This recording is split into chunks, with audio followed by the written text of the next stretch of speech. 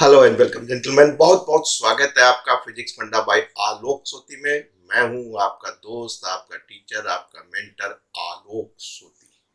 दोस्तों, आप moment of inertia की एक सीरीज पढ़ रहे थे जिसमें 5 लेक्चर्स हो गए थे। बहुत छोटे छोटे बेस बना के आपको चला रहे हैं। उम्मीद है आपको अच्छा लग रहा है।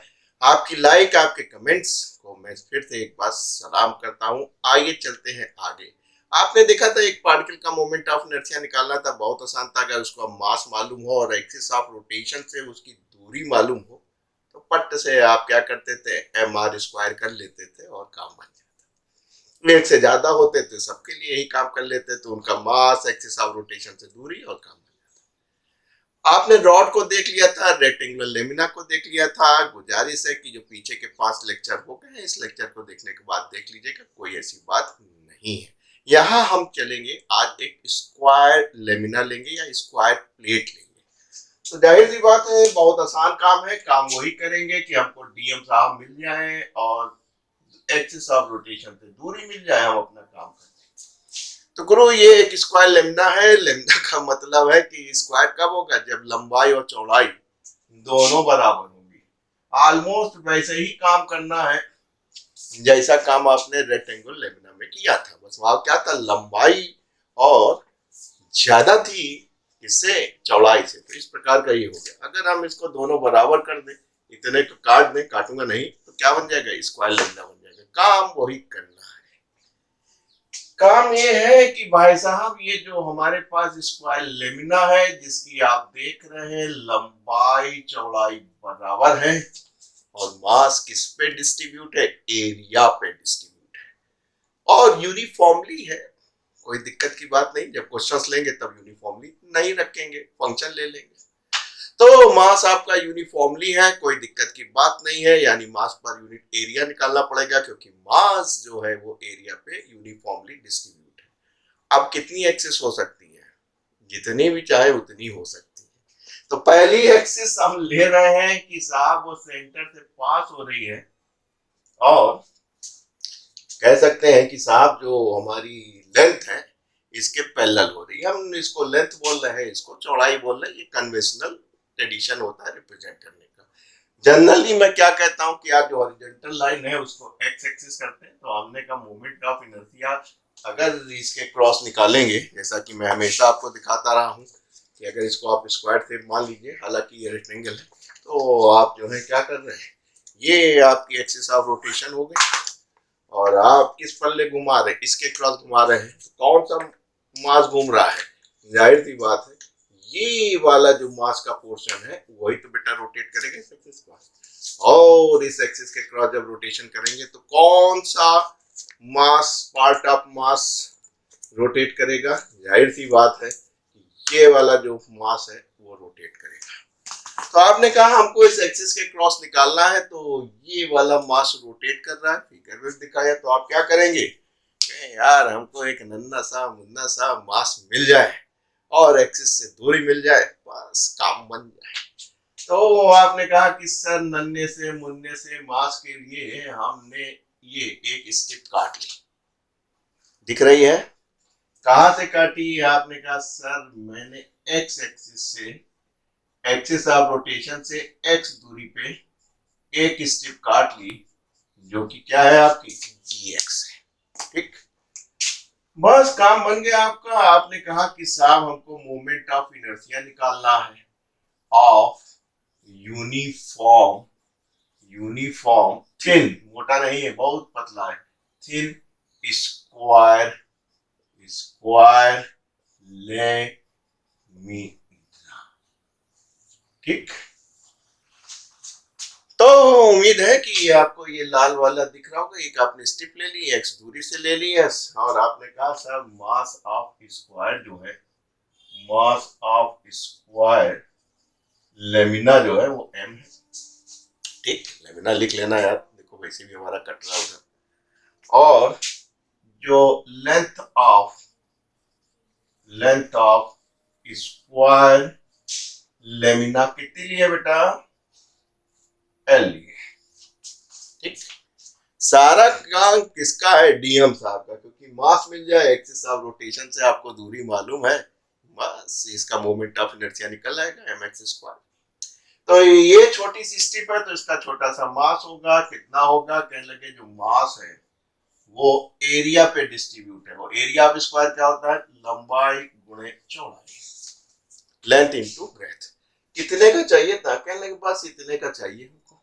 कहीं इसकी लंबाई बताइए, तो इस स्ट्रिप की लंबाई कितनी होगी, जाहिर सी बात है एल के बराबर होगी, ये स्ट्रिप इस लंबाई के बराबर है। कहीं चौड़ाई कितनी है, कहीं चौड़ाई बहुत छोटी सी है, dx है। काम बन गया। इसका मतलब है जो डीएम साहब है वो मिल गए मास per unit length into dx। दिख रहा है, बिल्कुल दिख रहा है। अब अगर इस स्ट्रिप का हमें मोमेंट ऑफ इनर्शिया निकालना है, देखो इमेजिन करो, जब ये घुमाओगे ये स्ट्रिप जो है ये घूमेगी, तो जो छोटा सा मोमेंट ऑफ इनर्शिया निकलेगा वो क्या होगा, dm इनटू x²। वो मास जो घूम रहा है एक्सिस ऑफ रोटेशन से कर दीजिए, क्योंकि छोटा सा मास है तो क्या लगे, नहीं सर हमको पूरा इस स्क्वायर का निकालना है। तो हमने कहा ये स्क्वायर क्या है, छोटी छोटी छोटी छोटी छोटी छोटी स्ट्रिप से मिलके ही तो बना है। इन सारी स्ट्रिप को जोड़ लो।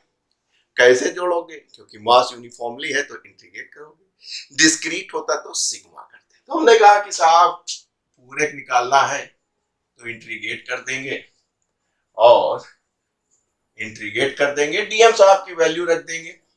मेरे पास जगह कम है बोर्ड पे तो हम उसको बचा रहे हैं। जब आप इंटीग्रेट करने जाते हैं तो दोस्तों आपको सबसे बड़ी प्रॉब्लम कहाँ पे आती है, लिमिट रखने का आती है। कहने लगे साहब हमारी लिमिट कहाँ चालू होगी, इस लेंथ को दो भागों में बांटा है, नीचे वाले को हम L/2 कर देंगे, ऊपर वाले को L/+। क्यों, साइन कन्वेंशन जानते हैं कि अगर ये बेस है तो ये पॉजिटिव होता है, ये निगेटिव होता है, इधर पॉजिटिव होता है, इधर निगेटिव। इतना कोऑर्डिनेट का साइन कन्वेंशन आप जानते हैं। तो कहने लगे साहब हम यहां से लेके यहां तक जोड़ देंगे, यानी -L/2 से और यहां तक को इंटीग्रेट कर देंगे, यानी कि जोड़ देंगे। जब आप यहां से कोई मास ही नहीं था तो कहने लगे कुछ नहीं है। जब यहां पहुंचे कहीं सर मेरा मोमेंट ऑफ इनर्शिया निकल आया और हमने उसको ix माना है, क्योंकि हमको लग रहा है कि ये x एक्सिस है तो इसलिए ये है, और इसको हम रोटेट कराएंगे तो y मान लेंगे। तो हमको इसके निकालने में बहुत आसानी हो जाएगी। बस काम बन गया। आपने कहा डी का i 0 ix, ml कांस्टेंट था बाहर ले लिया, -L/2 L/2 x² into dx। एक बार अपर लिमिट रख दीजिए, एक बार लोअर लिमिट रख दीजिए। x बच्चे जानते हैं n+1/n+1। मैंने देखा कल क्लास में बहुत से बच्चे ऐसे हैं जिनको इंटीग्रेशन का बेसिक फार्मूला ही नहीं मालूम। आपका काम बन गया। m 3 बाहर ले लीजिए, यहाँ पे x की एक बार अपर लिमिट रख दीजिए, -x की लोअर लिमिट रख दीजिए, तो क्या हो जाएगा m3 L3/8। ये देखिए 3 दफे है, बताया है पिछले लेक्चर में, 1 2 3 माइनस होगा और माइनस माइनस प्लस होगा। जोड़ना लोगों को बहुत पसंद आता है, एक आम प्लस एक आम यानी दो आम। अब जब सिमिलर होती हैं जितनी भी होंगी उसको जोड़ लीजिए, तो एक आम प्लस एक आम बराबर दो आम। तो आपने कहा m3L 2 आम, इसको काट दीजिए 4 कर दीजिए, 4×3 = 12, 3 को 4 से मल्टीप्लाई करेंगे तो आपको 12 मिल जाएगा, और आप बड़े आराम से कहेंगे जो ix निकल रहा है m इससे काट दीजिए स्क्वायर ml²/12। दिख रहा है, नहीं दिख रहा, थोड़ा सा हम ऐसे कर दें अपने कैमरे को तो आपको दिखने लगेगा। This is very important, right. तो यही आपने रेक्टेंगल शेप में देखा था, बस वहां लेंथ और ब्रेथ का खेल था, यहाँ पे क्या है, लेंथ का खेल। अब आइए आगे चलते हैं, वाई एक्सिस के क्रॉस देख लेते हैं, ठीक है। तो आपसे गुजारिश है कि एक से देखते आइएगा, तो आप देखेंगे कि आगे वाले आने वाले समझ में भी आएंगे और हमको भी फैसिलिटीज रहेगी तेजी से पढ़ाने की। हाँ, हमने लिखा नहीं है यहाँ पे कि एक्सिस पासिंग थ्रू सेंटर और पैरेलल टू द लेंथ, लिख दें, नहीं तो बच्चे आपत्ति करेंगे। Passing through centre, passing through centre, passing through centre and दूसरी चीज क्या है इसकी property, and parallel to the length, and parallel to the length, parallel to the length. ठीक, अब की बार क्या करें, सेंटर से पास करा लें और उसको क्या कर दें, चौड़ाई के पैरेलल कर ले, यानी कि इस एक्सिस के क्रॉस निकाल ले। कहा मेरा स्केल, इस एक्सिस के क्रॉस निकाल ले, ये आपका कर ले। तो ऐसे सूरत हाल में कौन सा मास का पोर्शन, कौन सा पल्ला जो है आपका रोटेट करेगा, ये वाला करेगा। ठीक, आइए चलते हैं, थोड़ा सा इसको ऊंचा कर ले ताकि हमारी हेडिंग भी आपको दिखने लगे। तो दोस्तों इसको बिगाड़ लेते हैं और जगह बना लेते हैं, दूसरे पे चलते हैं, आराम चलते हैं, आराम से सीखिए, कोई दिक्कत की बात नहीं है, चीजें आसान है। एक बार थोड़ा सा आप सीख लेंगे, प्रैक्टिस कर लेंगे, तो वो ये टॉपिक जो आपको कठिन लग रहा था, जो आपने कहा था सर पढ़ाइए, तो मैंने आपको पढ़ा दिया। Passing through centre and parallel to breadth या ब्रेथ कह लीजिए, भाई जो जिसकी चौड़ाई है उससे।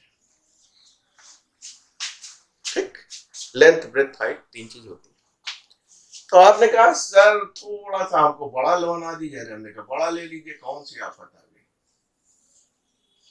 बस इतना ध्यान रखिएगा, स्क्वायर लेमिना है तो क्या होगा ऐसे सूरत हाल में, साहब इसकी जो लेंथ है और जो इसकी चौड़ाई है, जिसको ब्रेथ भी कहते हैं, वो आपकी जो है बराबर है। अब की बार आपने कहा कि सेंटर से पास हो रही है और ब्रेथ के इसके जो है वो पैरेलल है, प्लेन में ही है।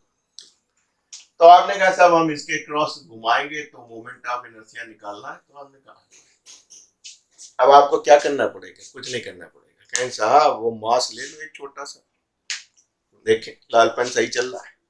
तो आपने कहा कि भैया छोटा सा मास ले लो, क्योंकि ये वाला मास घूमेगा तो ये वाला पल्ला घूमेगा, तो आपने छोटा सा ये मास ले लिया, राइट, जिसको आपने dx कह दिया, कोई ऐसी बात नहीं है, और ये यहां से x दूरी पे हम बस इस एलिमेंट के, इस मास एलिमेंट के मोमेंट ऑफ इनर्शिया निकालेंगे और बस उसी से हमारा काम बन जाएगा। इसका निकालेंगे, बाद में यहां से लेके यहां तक इंटीग्रेट कर देंगे, खेल खत्म। तो आपने कहा mass of the square m है, लेंथ l है, तो डीएम साहब कितने होंगे। तो आपने कहा सर डीएम साहब होते हैं मास पर यूनिट एरिया, वहां पे कटेगा, यहां लिख लेते हैं, डीएम साहब हो गए आपके मास पर यूनिट एरिया। ठीक, कितना एरिया चाहिए कहें साहब, इस एरिया का चाहिए, इसमें आपने कहा लेंथ कितनी है, एल है, चौड़ाई इसकी बेटा कितनी है, डीएक्स है। आप खुश हो गए, कह लगे सर ये तो ये आ गया, हमने कहा वो तो आना ही था। क्यों, क्योंकि लेंथ और ब्रेथ बराबर है। अब क्या करना है बेटा, इसी एलिमेंट का निकालना है हमको। तो हमने कहा साहब जो इसका जो छोटा सा नन्ना सा मुन्ना सा जो मोमेंट ऑफ इनर्शिया निकलेगा वो किसके बराबर होगा, कह लगे मास और एक्सिस ऑफ रोटेशन से उसकी दूरी का स्क्वायर। कह लगे साहब केवल इनका नहीं, हमें इनका चाहिए पूरे का। तो आपने कहा सर ये छोटी छोटी छोटी छोटी छोटी छोटी छोटी छोटी छोटी छोटी नन्ही नन्ही स्टिप से मिलके बना हुआ है कि नहीं है, यूं करते कहीं सबको हम जोड़ दें, क्योंकि मास कंटिन्यूअस है, ठीक है, बीच में गैप नहीं है, मास लगातार डिस्ट्रीब्यूटेड है, इसलिए क्या करोगे, इंटीग्रेट करोगे। तो आपने कहा कि हमको अगर पूरे का चाहिए तो इंटीग्रेट करना है। अच्छा बच्चों बताओ कि अगर केवल ये स्टिप होती, एम आई राइट, और बीच में कुछ स्पेस स्पेस होता, तब क्या होता, अरे कुछ नहीं होता, उठा के सिग्मा कर देते, एक का निकाल के जितनी है उनका सिग्मा कर देते। हाँ, दूरी आपको उस समय ध्यान रखनी पड़ती है क्योंकि सबकी दूरी क्या होगी, अलग अलग होगी। चलिए सर, यहाँ पहुंचे तो कहीं कहाँ से क्या लगे साइन कन्वेंशन। सर आपने बताया ये प्लस ये माइनस, ये प्लस ये माइनस, अब की बार ये स्टेप यहाँ से लेके यहाँ तक है, माइनस L/2 से प्लस L/2, इधर माइनस, माइनस L/2 से प्लस L/2 कहीं मिल जाएगा, कहाँ तक, कहीं सब वो उसको हम आई वाई कहेंगे, ये जो मोमेंट ऑफ इनर्शिया मिलेगा उसको हम आई वाई कहेंगे। काम बन गया आपका, कहीं ना कहीं डी आई का इंटीग्रेशन आई हो गया, जीरो से ये अपर लिमिट हो गई, डीएम साहब की वैल्यू रख ली। डीएम साहब कितने हैं आपके, M L D X into X. आपने कहा देखिए ये कांस्टेंट है, बाहर ले लिया तो वेरिएबल बचा हमारे पास ये, इसको इंटीग्रेट करना आप जानते ही हैं और लिमिट रखना भी जानते हैं, ये अपर लिमिट माइनस, ठीक, जगह कम पड़ेगी तो हम एक आध स्टेप खा जाएंगे, इतने दिनों से यही करते चले आ रहा हूं। काम बन गया, आपने कहा कि भाई साहब ये हो गया L/2 का whole cube minus minus L/2 का होल क्यूब, इसको सॉल्व करोगे, कर लीजिए, एम आई राइट, कोई दिक्कत की बात नहीं है, कर लीजिए बेटा। तो आपने कहा, क्या कहा, थोड़ा सा हम नीचे कर ले कैमरा अपना। तो दोस्तों आपने कहा कोई दिक्कत नहीं भाई,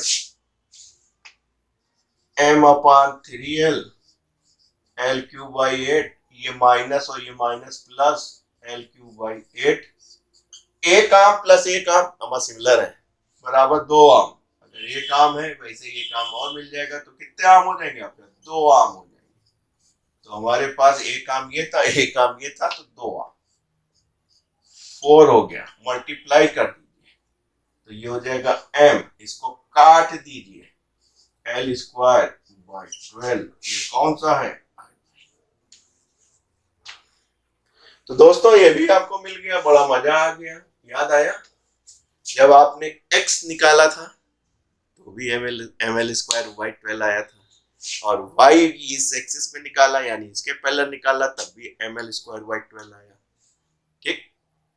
अगर आप ध्यान दें रेक्टेंगल में तो वहां L और V था, तो आपको जो है L और V के फॉर्म में मिल रही थी। क्या देखना था कि जब हम एक्सिस ऑफ रोटेशन करा रहे थे तो कौन सा पोर्शन ऑफ मॉस जो है उस कंडीशन में रोटेट कर रहा था, तो इतना ध्यान रखिएगा मेरे इंजीनियर और डॉक्टर साहब। चलिए अब एक और ले लेते हैं, तीसरा भी कर देते हैं इसमें, जो कि सरल है, आसान है, वो है कि भैया सेंटर से तो पास हो रही है, जो एक्सिस ऑफ रोटेशन है वो सेंटर से पास हो रही है, लेकिन परपेंडिकुलर टू द प्लेन है, ये बड़ा इंपॉर्टेंट होता है। Passing through centre, passing through centre, यानी एक्सिस ऑफ रोटेशन सेंटर से तो पास होएगी, सेंटर से तो पास होएगी, लेकिन वो परपेंडिकुलर टू द प्लेन है। प्लेन कौन सा, ये है, इसका परपेंडिकुलर क्या मिला, ये मिला, ठीक है। आप लोग यूं पढ़ते हैं किताब, यानी कि अगर हम कहें कि ये अगर प्लेन है तो इसका परपेंडिकुलर क्या होगा, आप लोग किताब यूं पढ़ लेते, ये होगा। अगर ये प्लेन है, ये हमारा प्लेन है, तो इसका परपेंडिकुलर क्या हुआ, ये हुआ। And perpendicular to the plane, बहुत छोटी छोटी बातें होती है फिजिक्स में, जो आप समझ लेंगे तो फिजिक्स आपके लिए समस्या नहीं रहेगी। आपने कहा दोस्तों ये हमारे पास एक स्क्वायर लेमिना था जिसकी लंबाई L थी, चौड़ाई भी L थी, और आपने कहा कि मुझे मालूम है, इसका मासूम है कि सेंटर से लेंथ के पैरेलल जा रहे थे, जिसको हम कन्वेंशनली ये क्या बोल रहे थे, बताओ कितना निकाला था, और एक अभी अभी ताजा ताजा आपने ये निकाला, इसको आप जानते ही हैं, सोती सर कहते हैं ये एक्स एक्सिस है, ये वाई एक्सिस है। तो चूंकि प्लेन में ही है तो आपने कहा कि ये आई वाई हो गया। अब कहा निकाल रहे, passing centre perpendicular to plane, यानी कि यह वाली एक्सिस निकाल रहे हैं, ये वाली, यही तो परपेंडिकुलर टू प्लेन हुई। ठीक है, सेंटर से देखो पास हो रहा हमारा स्केल, और परपेंडिकुलर टू द प्लेन हुआ। ये वाला अच्छा दिख रहा है, लाल वाला। बस काम बन गया आपका। आपने कहा ऐसे सूरत हाल में जब हमको लगाना है परपेंडिकुलर प्लेन, तो ये अगर हमारी एक्स है, ये वाई है, तो परपेंडिकुलर प्लेन वाली कौन सी होगी? जाहिर सी बात है, 2D दिखा रहे हैं, वो जेड एक्सिस होगी। तो अगर कोऑर्डिनेट फॉर्म में देखें तो ये जो परपेंडिकुलर प्लेन है, इसको आपने एक्स माना, इसको वाई माना है, तो ये कौन सी होगी बेटा? जेड होगी। तो काम बन गया। आप सीधे थ्योरम लगाइए, अकॉर्डिंग टू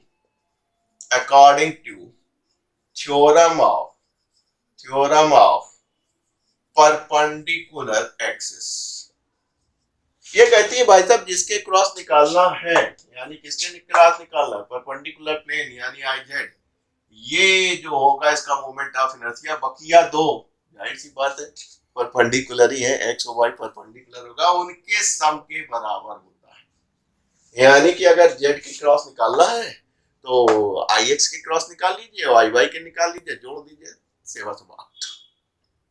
और मान लो एक्स के निकालना है तो कहीं आपको वाई और जेड के निकालिए, दोनों के, जिसके क्रॉस निकालना है तो बाकी जो दो हैं उनके मोमेंट ऑफ इनर्शिया के सम के बराबर होता है। ये मत कहिएगा कि अगर एक्स के क्रॉस निकालना है तो I Z minus I Y होगा, बच्चे गलती करते हैं, ऐसी गलती आप ना कीजिएगा।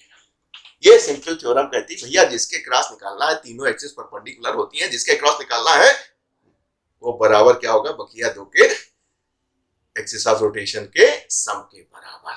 आपने देखा था, क्या देखा था? ये भी ml स्क्वायर बाय 12 था। ठीक ना हो तो पीछे कर लो अपने वीडियो को, ml स्क्वायर बाय 12। फिर हम कहेंगे एक आम प्लस एक आम बराबर बच्चों 2 आम। तो ये हो गए एक आम ये बराबर 2 आम, डिवाइड कर दीजिए, तो ये हो गया ml स्क्वायर बाय 6। तो दोस्तों आपने देखा जगह है, इसके क्रॉस देखा था ml स्क्वायर बाय 12 आया था, इसके क्रॉस देखा था ml स्क्वायर बाय 12 आया था, अभी अभी देखा, इसी वीडियो में देखा, और आपने थ्योरम ऑफ परपेंडिकुलर एक्सिस लगाया और सेंटर से पास हो रहा परपेंडिकुलर प्लेन है वो भी कर दिया। यहाँ पे थोड़ा सा बड़ा हो रहा है, लेकिन जल्दी से एक काम और कर दें जो कि आपके लिए बहुत दिक्कत वाला था। क्या दिक्कत वाला था? कि अगर हमको हमको हमको हमको डायगोनल के क्रॉस निकालना हुआ, ठीक, axis passing through diagonal of square, diagonal of square. तो आप जानते हैं डायगोनल कोई भी अगर इस तरीके की स्क्वायर बॉडी होगी तो इसका जो डायगोनल होगा वो कहां से पास हो रहा होगा? सेंटर से पास हो रहा होगा। तो आपने कहा एक डायगोनल ये है, ठीक है कि नहीं? एक डायगोनल आपका ये है। अब एक काम कीजिए, एक डायगोनल और खींच लीजिए, ये वाला भी तो इसका डायगोनल होगा, ये इसका सेंटर होगा। आप जानते हैं, पहचानते हैं, क्या जानते हैं कि साहब स्क्वायर में जो डायगोनल है वो 90 डिग्री पे काटते हैं। स्क्वायर में जो डायगोनल है वो 90 डिग्री पे काटते हैं। यही समस्या रेक्टेंगल में है। रेक्टेंगल में क्या समस्या है कि जो डायगोनल है वो 90 डिग्री नहीं काटते, इसलिए आपको मुसीबत आती है। सबसे आखिरी में निकालना सिखाऊंगा, प्रॉब्लम आपको मैंने दे रखी है। तो दोस्तों आपने देखा कि अगर हमारे पास स्क्वायर है, उसके अगर डायगोनल क्लास निकालना है तो डायगोनल 90 पे काटने। तो अगर मैं इसको कह दूं कि सर ये हमारा आई एक्स है और इसको आईडी मान लिया कि इसको जब घुमाएंगे तो इसके क्रॉस आईडी हो जाएगा, राइट? इसी तरह आपने कहा सर ये इसके परपेंडिकुलर है, तो इस डायगोनल को हम परपेंडिकुलर आई वाई कह दें, क्योंकि यूनिफॉर्मिटी है, जितना मास इधर है उतना मास इधर है। जब ये वाला कर रहे थे तो जितना मास इधर रोटेट कर रहा था उतना ये कर रहा था, मतलब सिमेट्री है। मास का डिस्ट्रीब्यूशन जो है डिस्टेंस के अक्रॉस, चाहे इस डायगोनल पे ले चाहे इस डायगोनल पे ले, वो क्या है आपका सिमेट्रिकल है, तो मोमेंट ऑफ इनर्शिया भी सेम होगा। हमने इस एक्सिस के क्रॉस आईडी माना था क्योंकि डायगोनल थी, इस एक्सिस का जो कि इस एक्सिस की परपेंडिकुलर है, सिमेट्री की वजह से आईडी हो जाएगा। और आप जानते हैं अभी अभी ताजा निकाला, ये निकाला है passing through centre perpendicular plane. तो भाई साहब ये एक्स एक्सिस है, ये वाई एक्सिस है, तो यह वाली जो एक्सिस होगी सेंटर से पास हो रही परपेंडिकुलर प्लेन है, वो क्या हो जाएगी, आई जेड हो जाएगी। हो जाएगी नहीं हो जाएगी? ये भी तो परपेंडिकुलर है, कह ही रहे हो, और ये जानते ही हो ज्योमेट्री से कि साहब ये दो डायगोनल अगर स्क्वायर के हैं तो वो परपेंडिकुलर टू ईच अदर होते हैं, 90 डिग्री पे इंटरसेक्ट करते हैं। बस ये वाला अभी अभी ताजा ताजा इसी में निकाला है, इसलिए हमने वीडियो को बढ़ा दिया है। ये आपने अभी अभी निकाल दिया, अगेन बेकार मिटाया हमने। आप लिख सकते हैं अकॉर्डिंग